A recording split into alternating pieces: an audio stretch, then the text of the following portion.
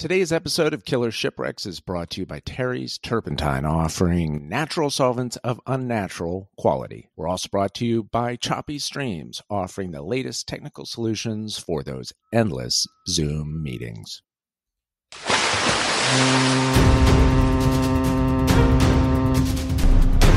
Life jackets are stored in overhead racks on the second deck.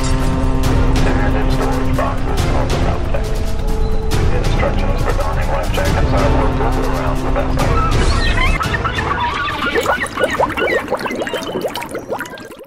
Dr. Geller. Colonel Troyer, episode number 6. Number 6, but number lifetime, number 30. But number 6 is important, right? That's known as a perfect number. It's halfway there, yeah.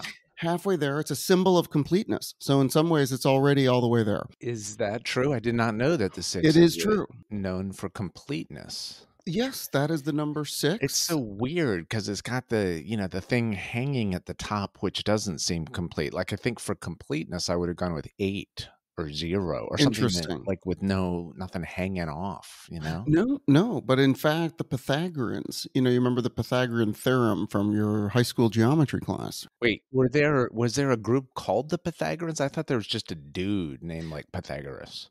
His followers. Right? His followers. Okay. His followers, they viewed number 6 as a perfect number. Really? And so when all the numbers, divisors, excluding the number itself, are added, the sum equals the number itself. Well, you already lost me, but that's not hard to do once we get into math. So in any case, number 6 is an achievement. Feeling pretty good about the episodes. I feel like we've had a good, so far, kickoff to this season in terms of the variety of ships presented. Absolutely. And of course, we are not resting on our laurels. We still have several more ships to get to this season. That brings us to this current episode. So I'm very curious, where are we going today? Today, I'm excited to take you on a voyage, just as I said last time, a little bit different from what I've done before. I didn't mean to, but, I started off this season going way back to ancient Rome, ancient Greece, and also this is an important feature, too, that in the 2 wrecks I've described so far, we were talking about like somewhere around 100 feet down is where they found the wreck. So far, wait, our record so far is the 11 feet in which the Dellenhorst was found, right? In terms of depths. We've gone from 11 feet, which I bet you will be the record. I'm still amazed the dive team was able to get down there. I think one of them bumped into it on their way in to wash their hands. But here's the thing. We probably won't have a shipwreck discovered in less than 11 feet of water. So I feel like that set a record last week. Well, it's so perfect that you put it that way, because I'm gonna bookend it today. Wow. I'm gonna bookend. I'm gonna be the other end of the spectrum. That means you're probably going pretty deep. This is going to be the deepest shipwreck ever discovered by man. What? Yes. By man? Yeah. Well, by humans. It's the deepest shipwreck ever discovered. Is this true? Yeah, today. Oh, wow. Okay. All right. Wow. I feel like this should have been saved for the finale. We're midstream. Here's the thing, but that's a record that's just constantly getting beaten. Like the previous record holder. The previous record holder was a shipwreck found in 2021, and then this one we're going to talk about today was found in 2022. So wow, so very recent. The technology that's available now, they're going deeper and deeper. Wow. So hold on, because you haven't told us anything except for the fact that this shipwreck was discovered in a very deep ocean, I'm guessing. Very deep. And just for further reference, the Titanic, we like to come back to that as sort of a guidepost. That was found at 12,000 feet below sea level. 12,000 feet? That was the Titanic. No, I know. But 12,000 feet is how far down? A couple miles. It's way down there. It's way down. And so that's the type of thing where you need technology, because you're not just going to swim down there and hunt around. Crushing pressure. You would implode. Yeah. you just insane pressure at 12,000 feet. Look, I still paused at the 11 feet. I'm not going to lie. Like, I'm willing to do it, but I'm a little bit like, hold on, that's way deeper than a pool. Yeah, and I'm a sensitive constitution, so I feel like even at 12 feet, I'd be feeling a little bit of the change in water pressure. Maybe my ears maybe feel like they might pop or something. What technology revealed this? Like, were they looking for this? Was this a specific ship? Okay, so they were looking around. They knew the general area they wanted to look in. They had the very latest in submersible technology. They had something that was like forged to withstand just insane pressures. And this thing was sent to an area off the island of Leyte in the Philippines. Leyte was the site of the largest naval battle in the history of mankind in 1944 in World War II. You asked, what did you ask? You said, oh, these people did know what they were looking for. They were searching around in the Philippines. Are they historians? Are they're what were they looking for? They are looking for ships that have gone down in massive naval battles during World War II. Crazy. All right, so now we're starting to zero in a little bit. We're zeroing in. So this is off the island of Leyte. Leyte. Is that Latay? How do you spell Leyte? It's Leyte. And I'm probably butchering the pronunciation, but it does seem to be how it's pronounced by people on this side of the world, the Battle of Leyte. Largest naval battle in all of history. Wow. We're talking the fall of 1944. Okay, fall 1944. So towards the end of the war. Towards the end of the war, and just big picture, what's going on is America's trying to get the Philippines back. MacArthur, his whole crew. Gosh, yeah, MacArthur was there, wading in, the boots getting wet. Yep. Yeah, exactly. He said, I shall return. So here, now he's waiting. He would have been a good candidate to find your ship from last week. Just Correct. waiting in about knee deep there with those boots. Yep. I mean, a lot was going down in the Philippines. There's a huge battle, but the people that we're interested in today are the crew on a little boat. It's a class of boat called a destroyer escort. Wow. Okay.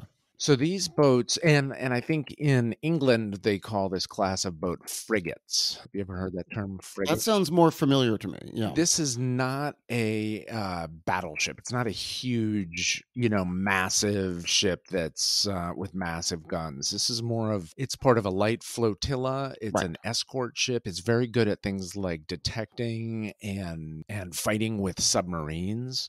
Got it. The one boat that we want to focus in on today, it's called the USS Samuel B. Roberts. Samuel B. Roberts. Sounds like a song. Yeah. And, one thing I've discovered is like, if you got a boat named after you, there's a good chance you died heroically. Who was Samuel B. Roberts? I don't know. He got a naval cross. He did something at Guadalcanal. He was some hero. But anyways, this boat gets named after Samuel B. Roberts. And this is a destroyer. It's a destroyer escort. Destroyer escort. Yes. Got it. And exotic. Yeah. Who are you here for? Well, I'm, going to be the guy for the destroyer tonight. I'm the +1 for the escort. For the destroyer. Yeah, you kind of picture this boat like offering its arm. We watched movies. It was no big thing. Okay, so the Samuel B. Roberts is known to its crew affectionately as Sammy B. They call it the Sammy B. They also call it the Sambuca. The Sambuca? Isn't that a liquor? It is. So they also called it the Sambuca. But they love their ship. And their ship is part of a light flotilla. It's like a convoy group that's known as the Taffy 3 flotilla. They're there in support of, like, sort of logistical support of the big naval force that's amassing in the Philippines. Unfortunately, on October 25th, early in the day. Wait, October 25th. Last week, if you recall, I also believe it was a mid-October related shipwreck. It was, and then, in fact, I know that one of your ships earlier in the season was September. Feels like there's a pattern. Yeah, Interesting. I wonder if the weather at that time. October. Well, this one, weather is not a factor. No, unfortunately. This one is the massive frickin' Japanese battleships coming its way. Okay, so it's first thing in the morning on October 25th, 1944. The little Sammy B suddenly finds itself facing the Japanese center force, like really the heart of its naval force. Like, you know, these are some of the biggest battleships that were ever built. These are like 860 feet long. And suddenly they're coming right at the Sammy B and a couple of the other boats in the Taffy 3 group. Did they not Just have any terrifying. foreknowledge? Did they not know they were entering into a wildly uneven battle? They did not know that they were about to be engaged. Right. They Okay, were so it on was a their way surprise. to do Okay. something else. And then all of a sudden, it's like wrong place, Ah. wrong time. Like, oh crap. Massive ships coming at it with incredibly large guns. How many people are on one of these escort? On this escort, they had, let's see, it would have been 210 total, I Wow. believe. Yeah, Wow. 210 total. Okay, that's a lot of people. That's a lot of people on a boat. Okay, so it's first thing in the morning, and this is what the captain says. The commanding officer is a guy named Copeland, and his announcement It's like a member of the police. once he sees the heavy cruiser Shokai coming at them, he announces to the crew over the loudspeaker, "We're making a torpedo run. The outcome is doubtful, but we will do our duty." Oh, wow, blunt. I don't have time for anything flowery. I just want to let you know, no bueno. Yeah, and it turns straight at this massive boat, full steam ahead. They launch 3 of their torpedoes. They wind up firing basically all the shells that they have on their ship. Mhm. They have one hit with a torpedo. They do massive damage to at least one of these big Japanese boats.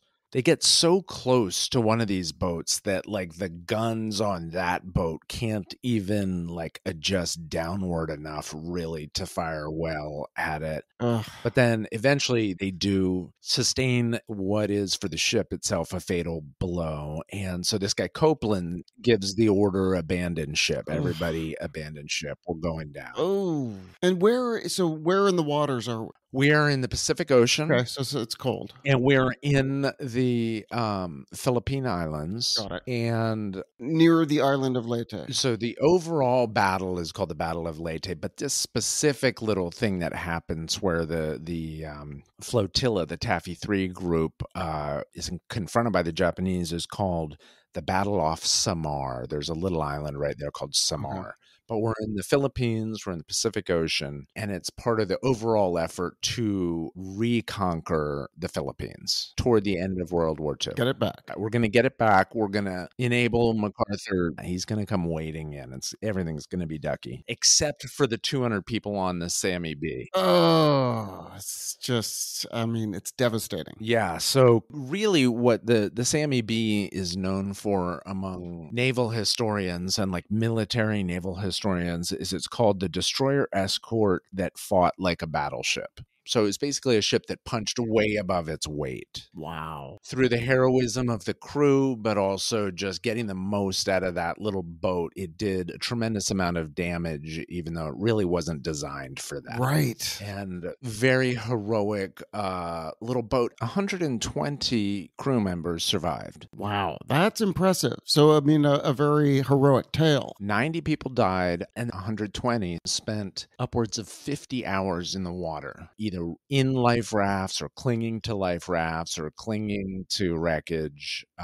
But those people really, both before the engagement, but then afterward, when it had this sad ending, they really had a real fondness for the ship itself. They do, the Sammy B. They think of it as an amazing little boat that gave her all. But that doesn't seem so little. Like it's got over 200 people on it. Yeah, but it's 300 feet long, and it winds up in a battle against a ship that's over 800 feet long. All right, now hold on. Before you tell us about the sinking, which we know is coming, because you've already teased the fact that this ship was found at such a tremendous depth way down there that we kind of know what's coming, but still a good time for a quick break. So excited that Terry is back, resolved. Everything's good. What are your latest interactions with Terry before we play his famous spot? We got an awesome postcard, that postcard they send every year. So nice. And he basically just said, all good. We're all good for season 3. No worries. So no problems. He and Susan, I mean, it sounds like young love again. Great people. So happy for them. Let's hear from Terry. Whether you're thinning varnish or paint, cleaning wood stains, making moth repellent at home, or just maintaining industrial equipment, Terry's Turpentine has you covered. Terry's Turpentine has been family owned and operated since 1993. Terry's Turpentine, natural solvents of unnatural quality. All right, so now let's get back to the battle in the Philippines, the Sammy B, or Sambuca, as you like to refer to it. What's going on? So they're taking this heat. They abandoned ship. These people are just floating in life rafts. Yeah, so they get the order to abandon ship. So 90 people die either in the moment or soon thereafter. There's a poor gentleman who gets some posthumous honors. This guy, Paul Carr, who was manning the gun mount. By the time they get to him, right before the abandoned ship order, somebody gets over to the gun mount and sees that he's fired almost every last shell that he has, but he's begging for help to load it with, like, you know, the very last round or series of rounds. And he's got a massive intestinal wound. So he's about to bleed out. But what he's asking for is help finishing loading the gun. Wow. Incredible. So that was gunner's mate 3rd class Paul H. Carr. He was awarded a Silver Star afterward. And he now has a guided missile frigate named after him, the USS Carr. No way. And you know who else got a ship named after him? The captain, the commander, Copeland. He gets a ship named after him. It's also a frigate. That's a big deal. Because how many boats are there? So this is what I'm saying. You know, it's like, actually, I think he did live. But once you get a boat named after you, there's also a good chance that you died heroically. Right. Unfortunately. Okay, so they get the order to abandon ship. They all jump in the water. Nearly half of them died. 120 of them spent up to 50 hours in the water before eventually being rescued. Wow. So that's like a little over 2 days. When you say 50 hours, like 2 days. That's insane in the high seas. Yeah, especially when you're clinging to a raft, and you know, and a lot of them had wounds and different. You know, they're trying to do triage basic medical care to the people that can be saved. Well, it's like that book Unbroken, the Louis Zamperini. Like, he spent all that time at sea. Unbelievable story. On the raft, one guy died. They pushed him off. They had no food. Like, I mean, it's really unbelievable. And then they're waving to the planes, and then the planes just strafe them. Right. Yeah. Okay, so even though, you know, one of the things is you look at it on the map and there's all these islands, you know, it's the Philippines. You're like, okay, you know, there's all these islands here. When I look at a globe or a map and I think of what are the deepest parts of the ocean around this world, I always tend to think, oh, it's right there smack in the middle of that huge ocean. It's like the center of that huge ocean. Right. In fact, you know, right around these Philippine, like when the Sammy B goes down, it does not hit bottom until it is more than 22,000 feet down. So that's almost double what the Titanic is. That's insane. 22,000 feet down. Is that the farthest? And is that like the Mariana Trench? Like, where is this? You know, that's a good question. How that compares to, like, I think that the actual deepest parts of the ocean are even deeper than 22,000 feet. I think they're up in the above 30,000 feet. But this is the deepest shipwreck that's ever been found. Unbelievable, but that is just absurdly deep. And you know what's down there besides this, the wreckage of the Sammy B? Not a whole lot. Because one of the things that you see when you see the footage from this submersible is there's not a lot of marine life down there. At least not like stuff that we recognize as marine life. And insane pressure. I mean, the amount of pressure. Right.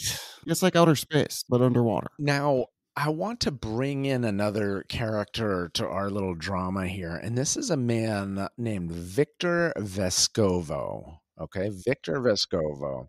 Vescovo. Victor Vescovo is contemporary. He's somebody who's moving around in our world today. And Okay. it's sort of like he's not as wealthy as they are, but he's of that mold of the sort of Bezos, Musk, like Oh, wow. you know how those guys all want to like go into space and stuff. He's that type of dude. Very wealthy guy. I don't think I would want to go into space. It's just I'm putting it out there, and I'm not saying I'm going to achieve that level of wealth ever. I would love to. I don't think I'd want to go to space. I'd do the submersible. Okay, well, so this guy, I'm glad you said it. So this guy Vescovo he's from Dallas originally. He went to Stanford for college, then MIT, then Harvard Business School. Smarty pants. Made millions and millions of dollars in private equity, but he was also for years in the Naval Reserve as an intelligence officer. Wow, Very cool. smart guy. He's also an adventurer. So he's one of those dudes who has climbed the highest mountain on each continent. He has also now visited the deepest spot of each ocean in the world. That reminds me, I did take an oceanography class. So you did need to learn about where the deepest part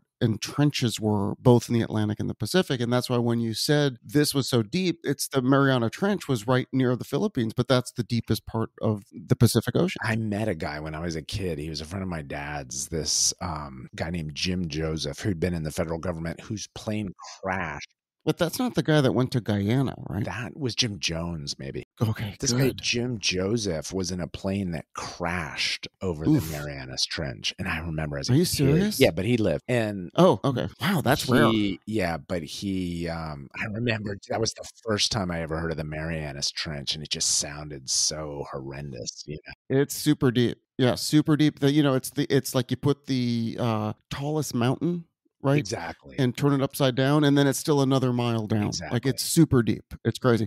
All right, but so go on about this new. So this guy Vescovo, not only has he climbed the highest peak on all the continents of the Earth, not only has he used his fancy submersibles that he bankrolls to go down to the deepest part of each ocean on Earth, he has also, I think this is what they call completing the Explorer's Grand Slam. Must be nice to be a hobbyist. Yeah, it's like you got too much time on your hands, buddy, and too much money to burn. He has also reached both. He has reached both the South Pole and the North Pole by skiing. Probably had really good gear. Yeah. I mean, seriously, he probably had like the best gear. You've got to watch. There's a like, just go to YouTube, just look up Vescovo. There's an 8-minute clip. It makes me laugh. He looks a little bit like Chris Elliott in Cabin Boy.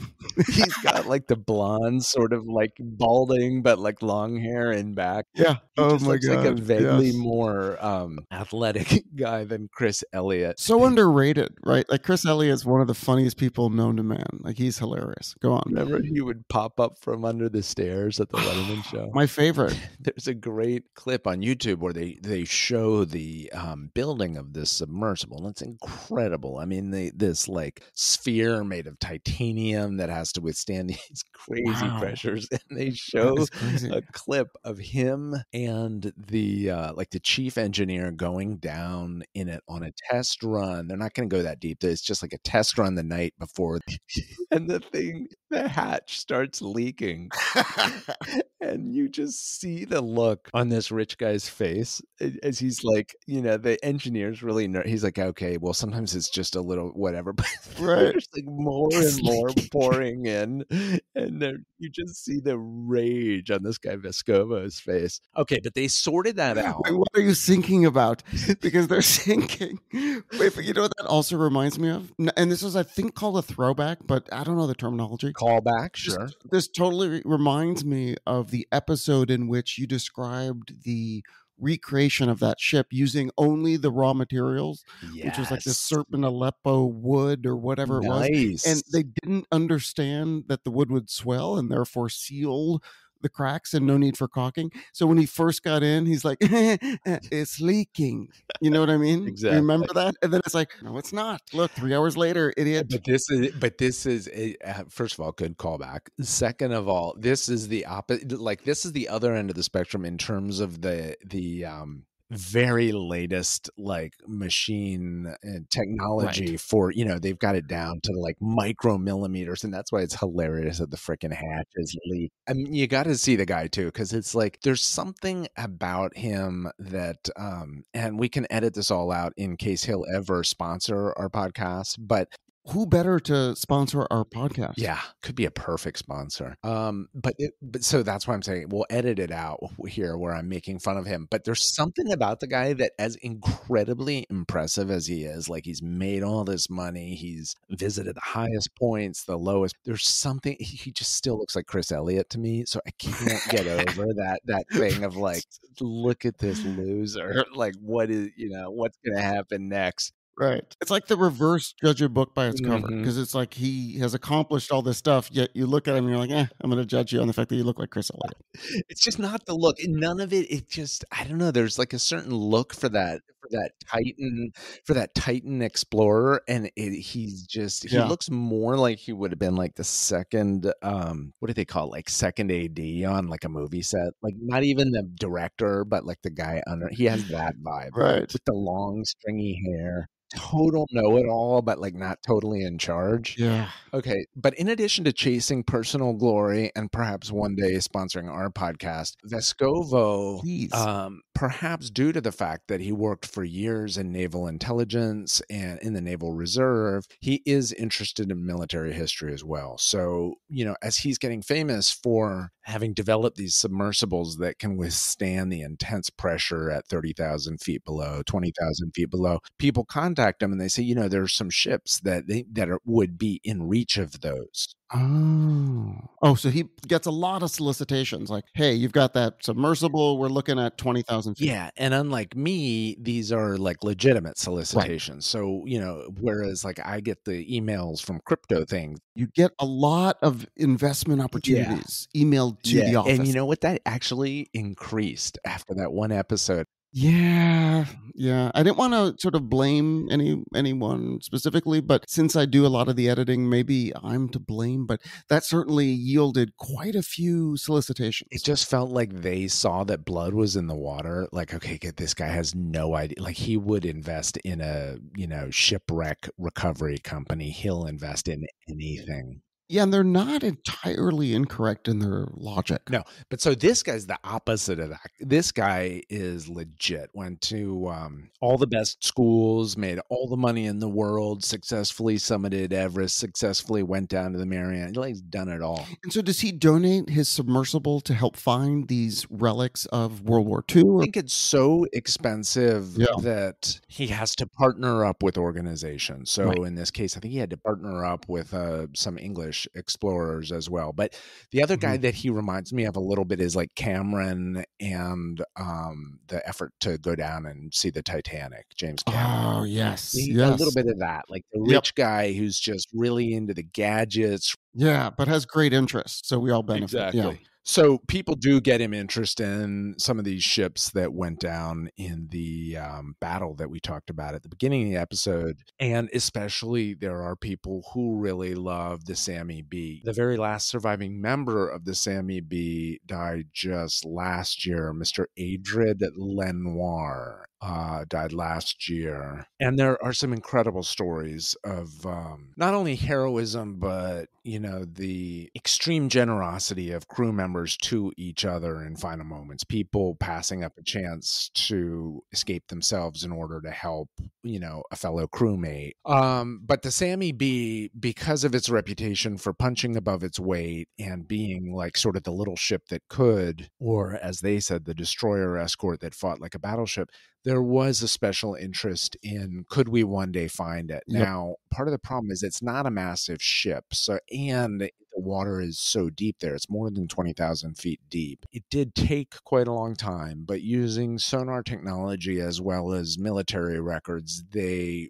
finally tracked it down last summer. They say, yo, Vescovo, dude, you've got the thing, you got the submersibles that go down that deep. You worked out the problems with the leaky hatch, and he, like drives the thing himself. It's not it's not a roomy submersible. Like it's tethered. It's not just a totally free floating thing, but it's not a roomy interior. So there's room for like one or two people in there. And he's the type of dude, he's that guy who wants to be in the footage, like piloting the thing and steering it around down there. Wow. He absolutely does, which makes it all the more satisfying in the little YouTube clip I'm describing. Not only do they have the hatch issue where it's leaking and they have to abort the test run. They're like, blah blah blah, leak, and they're like, what did he say? Did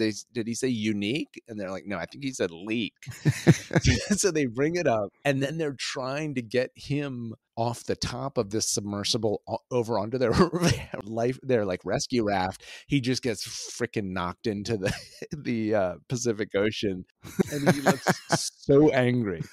He's like in his little like blue jumpsuit and with his like long hair and everything, and he's just like, I can't believe this video got released. Sounds like a parody. Like this guy didn't get knocked into the ocean. Like I mean, how absurd. It's a slapstick comedy until they find this freaking Sammy B. And they interview some of the naval historians who say, that ship down there that he helped us find, it to us is on par with some of the most hallowed cemeteries in America or in the world. So for military, cemeteries, you think of Arlington, you think of some of the ones in Europe. Yes. Normandy, exactly. And they said down there where the Sammy B is in the pitch black at those extreme pressures where there's almost no sea life, that to us is also a sacred site. So there was no talk of, and still in fantastic shape. Like they could read the number on the hull, 413. No. They found the torpedo tubes. They had to be very careful as they approached the gun mount. They said, look, there are probably still rounds in there. There's unexploded munitions still on this ship. And so wait, the last person died prior to seeing the images from the submersible, or did they see them? No, he did not, because I think he died March 20 last year, and I think it was June or July last year when they got down there. Right. And they did 6 separate dives using this submersible, and they took great footage. They didn't touch it. I guess one of the things with these ships is because a lot of military people died in it, and it is considered like hallowed ground, like we're not going to disturb it. Right. It's like we're going to leave it just exactly the way it is. Plus, I'm not sure how much recovery they could do at that depth, just to be honest. This guy Vescovo, I mean, kind of a nutty guy, but in the end, yeah, his submersible captured the images of the Sammy B. Yes. He claims to have encountered small marine life at as far down as 26,000 feet, a snailfish at 23,000 feet, a spoonworm. Claims to have discovered several new species of crustacean down there, tiny shrimp-like crustaceans. Seems a little cavalier to just say you've discovered these new species. Like, hold on, like that, you haven't had a lot of time here to research that. Yeah, and also who's going to check? There's a lot of lobsters or a lot of those sea creatures. Yeah, and how good is the visibility? Like, I don't know if you have a mechanism for sort of, scrubbing the window on that little craft you're in. Like, what, it's kind of fogged up or it's got some condensation. Yeah, found your ship, also found a few new species. Just put it on the logbook. Yeah, exactly. Now you're good point. But who's going to double check? Get it, you're a smart guy, but like literally, do you have a degree in marine biology? Because by the way, those are called sea shrimp. You sent me some clip of a shipwreck in, was it the Great Lakes recently? And it looks like it's snowing down there, and I think those may be like krill or some tiny little creatures. Let me just ask you a question. Is there a memorial or what has come of the Sammy B in terms of remembrances? Well, as I mentioned, some of the most heroic members of the crew got subsequent frigates named after them. One other thing There's a term I had never heard but I found charming, and it was the crews that served on either destroyers or destroyer escorts or just the flotillas that were, that serviced destroyers were called tin can sailors. And it's just a term, it's just sort of a term of like they take pride in it, and it's a kind of self-effacing thing, but they're called tin can sailors. So you'll see a lot of veterans groups that have that in their title. And that would include the crew of the Sammy B. Interesting. Had no idea. Had never heard that. Do we feel bad at all that we have not crossed off a single one of the items on the Explorer's Grand Slam that Mr. Vescovo completed? Not necessarily. I mean, honestly, when I look at his list, it's not my top 5. Like, I haven't been to Rome. Like, so again, going to where these species exist way down there. All right. Well, he has both visited the highest points on the planet and the lowest points. Not interested. And he's been to the poles, and he's gone into space. I forgot to mention that. He sounds like a tool, doesn't he? Sounds like an insufferable person. But my point is, I've never aspired to any of those things. And wait till you see the look of rage on his face when the hatch starts leaking. Would love to have him as a sponsor of the show. Absolutely. And it does sound like he's done well financially, and we always welcome that kind of support. So any ribbing or good-natured fun here. All in good fun. That's what this show is all about. Yeah. It's history with laughs, but it's all in good fun. We appreciate not only his service in the Navy, but also his service in finding these wrecks. Thank you for your service. Yes. Thank you so much. Of course. So anyways, Dr. Troyer, we're running late. So now here's the thing. Incredible story of a classic story in a sense when you think of, battles in World War II. Yeah. In the Philippines, but the backstory of this destroyer escort, the Sammy B, hats off to the incredible bravery aboard the Sammy B, and I cannot believe the tale, and then it ends up in one of the deepest parts of the ocean. It was completely my pleasure to tell you about it. I'm not an expert on World War II. I don't pretend to be. Seem to have a lot of knowledge. Not a ton of knowledge, but now a renewed appreciation for what soldiers and sailors on both sides of the fight went through. Love that it's centered around a shipwreck. That's what we're all about on Killer Shipwrecks. So I'm not going to tease next week because I don't want to give something away. I've really wrestled with what the next ship will be, but I've landed on one that I'm super excited about, but that's all I'm going to say. All right, so I'm going to play the outro music as per the usual, and then I will speak to you next week. Sounds good.